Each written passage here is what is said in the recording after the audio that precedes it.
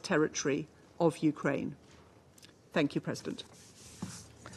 I thank the representative of the United Kingdom for their statement. I now give the floor to the representative of the Russian Federation. Mr. President, it has long been no secret to anybody that Western delegations have been convening UN Security Council meetings on Ukraine in order to go through the motions on their annual schedule, previously having ahead of time determined the roles of each. There is no doubt that in reality they have no concern whatsoever for the humanitarian situation in Ukraine, no concern whatsoever regarding the suffering of civilians in that country, or especially in the bordering territories of Russia. In principle, they don't have any concern for this anywhere in the world. For the United States and European countries are fighting not for Ukraine, but rather for their so-called leadership, for the furtherance of their geopolitical agendas. A stark example of this is the humanitarian catastrophe in Gaza. Have there been many open meetings on this question? Have they been initiated by Western delegations? And yet, the number of the dead there has already long surpassed 30,000 people. However, for those concerned purely with domestic political parochial agendas in those countries, our Western colleagues have no concern for Gaza, which is being razed to the ground, wiped from the earth. And this is another inconvenient issue for this. Such double standards are shameful. Another confirmation of the egregious hypocrisy of the West is the fact that they wax poetic about the humanitarian consequences of the conflict in Ukraine. And at the same time, Western capitals have been deliberately continuing to escalate the situation, allocating for their proteges in Kiev, giving them carte blanche for the use of NATO weaponry against the territory of our country. What are utterly false are the statements of Western countries about their aspiration for peaceful and sustained resolution to the conflict. What they have proposed as a resolution is not a peace formula, but rather a formula for war and bloodshed. At the heart of this is a primitive attempt to advance an ultimatum to the Russian Federation, and the advancement of this as a conference, the conference in the Swiss city of Bürgenstock, is nothing other than a propagandistic hangout among friends with zero added value.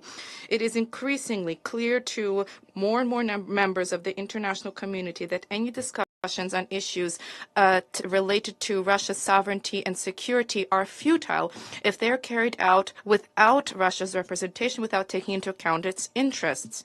Western pseudo-peacekeepers have organized yet another anti-Russian gathering, and they have discredited their efforts long ago already. And in February 2014, they initially putatively guaranteed a political resolution between the Ukrainian government and the opposition in Maidan, only to, the following morning, extend support for the coup. In 2015, 1 year after the brutal war by Kiev against the residents of Donbass, the Minsk agreements were signed. And even here, Western guarantors of the agreements, as it turned out later, not only had no plans to prompt Kiev to implement this, but they also openly acknowledged that the signing of the package of measures was done merely to arm Ukraine and to prompt it towards a new war against Russia. In 2022, another opportunity for peaceful resolution slipped away.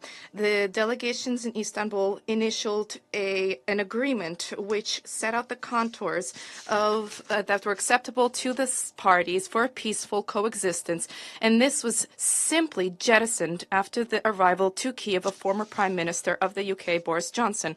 Why did he do this? Why are the Western countries providing Ukraine with more and more weapons? Are they concerned about the plight of civilians in Ukraine? No. Instead of hope for peace, a purpose was set out before Kiev to place the population of the country on the battlefield for the advancement of its Western sponsors' geopolitical agendas, and this goal has been systematically furthered. With each passing month, the Ukrainian army absorbs thousands of casualties. There is a complete violent enforceable mobilization with untrained younger Ukrainian men being brought to the fore. It is no secret that the lowering of the conscription age is something that the U.S. administration insisted on. The plans are to drop the age from 25 to 18. The lives of the younger generation of Ukraine are entirely expendable to Washington. And this is something which representatives of the U.S. establishment let slip, explicitly stating that this is a policy that helps safeguard the lives of Western soldiers, and on the whole, it is more advantageous to the West insofar as this lines the pockets of its military-industrial complex. The Ukrainian population, who refuse to fight and to die for the advancement of the interests of the Zelensky regime's sponsors, are increasingly recognizing this, and this is clear when one looks at social networks posts. For now, the Kyiv authorities plan before the end of the year to mobilize another approximately 110 to 120,000 people. Conscription-age men are being rounded up virtually ubiquitously. And as of the 1st of July, there has been a total ban imposed on the exit of military-age people from Ukrainian territory. As the situation on the line of contact shows, all these steps do not help to avoid the irreversible. The Russian armed forces continue to methodically and systematically liquidate the entire Kyiv regime's military capabilities, which is almost entirely comprised of Western weaponry. Only in the past month of May, Kyiv has lost control over 28 population centers. Against the backdrop of the major hostilities and the military failures of the Kyiv regime has cravenly attempted to recoup its losses, targeting Russian civilian areas, shelling them with various forms of NATO weapons. If we are to consider statistics over the past year, every week the UAF has rained approximately 2,000 shells on peaceful targets. Every week, approximately 100 civilians die and are wounded. Frequently, these numbers are far higher. Since May 2022, the UAF has been systematically stepping up the intensity of strikes against civilian objects on the territory of Belgorod Oblast. This is 9,000 episodes, and the number of the dead civilians are 190, including 15 children. 900 have been wounded, 83 are children, and the shelling reached its peak in the period from December 2023 to June 2024. During the New Year's holidays, a cynical crime was perpetrated in Belgorod. A strike targeted the center of the city. 25 people died. 4 were children, including 2 entire families. On the 12th of May, as a result of a combined strike with the use of the Czech Vampire MLRS, 6.U missiles, and the Olha MLRS, an entire apartment building was destroyed in Belgorod. 15 people died, 2 of whom were children. This was subject to merely one line in the statement from Madame Masuya. Not a word about this was said in the statements from Western delegations, not to mention the thousands of the lives of ordinary people who perished in Donbass since the beginning of the war in 2014. Today, once again, we received news about a strike in Lugansk with 5 American ATACMS missiles. American ATACMS missiles. And once again, this targeted apartment buildings and civilian objects. 3 people died. These kinds of attacks are blatantly terrorist acts, and they are entirely devoid of any military expediency whatsoever. There has been a significant uptick observed in the use of anti-personnel and cluster munitions. These are munitions which do maximum damage specifically to civilian populations. The systematic persecution by the Ukrainian militants is carried out with and emergency service personnel are being targeted, as are medics, with the use of secondary strikes in the areas where initial strikes are carried out. The sole purpose is to generate a humanitarian crisis in the region, to instill fear in people, and to make the lives of civilians unbearable. Western members of the Council, do they have any care or concern concern about discussing these crimes perpetrated by the Kiev authorities? Of course, the lives of Russians are of no concern to Western states, but neither we nor the Russian armed forces have any intention of tolerating this.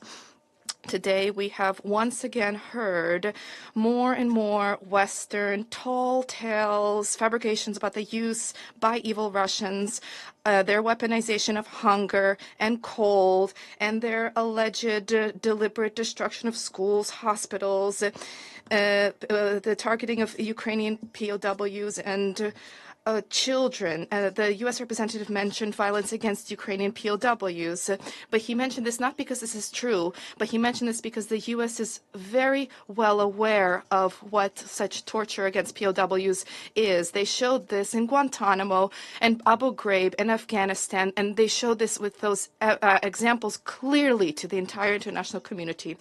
But this delegation has no concerns with trotting out endless lies. Western donors are eagerly reporting on the humanitarian assistance delivered to civilians, and they are branding the Russian Federation for its refusal to grant entry to biased pseudo-human rights and humanitarian NGOs to our territory. Western countries continue to prefer to remain silent about the inconvenient issue of the frequent instances of theft and looting of humanitarian cargo. A recent example was the Ukrainian mayor of the city of Zaporozhye taking upon himself to seize 22 shipping containers, 389 railway cars, and 220 trucks with humanitarian assistance from Europe. This is nothing other than yet another piece of evidence of the staggering levels of corruption in the Kiev regime. What is highly inconvenient for those who initiated today's meeting is the issue of the record pace of humanitarian and socioeconomic recovery of the new Russian constituent territories. Now, for our citizens and in the regions who have reunited with Russia, conditions are being proactively established for a dignified future. Unprecedented paces of modernization of social infrastructure have been reached. More than 2,000 social objects have been rebuilt and refurbished. This includes 2 major universities, schools, kindergartens, health institutions and facilities, places of culture, places of sport. Mine clearance efforts are continued to be underway. Since March of 2022, the population of the liberated areas of Donetsk and Lugansk People's Republics, Zaporozhye and Kherson Oblasts received 158,000 tons of food and basic necessities. More than 4,000 humanitarian initiatives and operations were carried out. Russia will continue to fulfill our humanitarian obligations before the new citizens of our country, irrespective of the lies and disinformation that are being disseminated by our foes in meetings such as today's. Mr. President, to conclude, we wish to state that the main problem and the main threat to international peace and security remains the focus of the U.S. and the European countries' support in the U.S. to continue the conflict in Ukraine at any cost, with the aim of weakening Russia. This is a highly dangerous policy, and the statements about Western weapons being used without limitation on the territory of our country are in furtherance of the dangerous policy, including discussions about more and more instructors being sent, and even Western countries' units to Ukraine. The consequences of these reckless actions absolutely need to be discussed at the Security Council. We propose that this be done on the 14th of June. Thank you for your attention.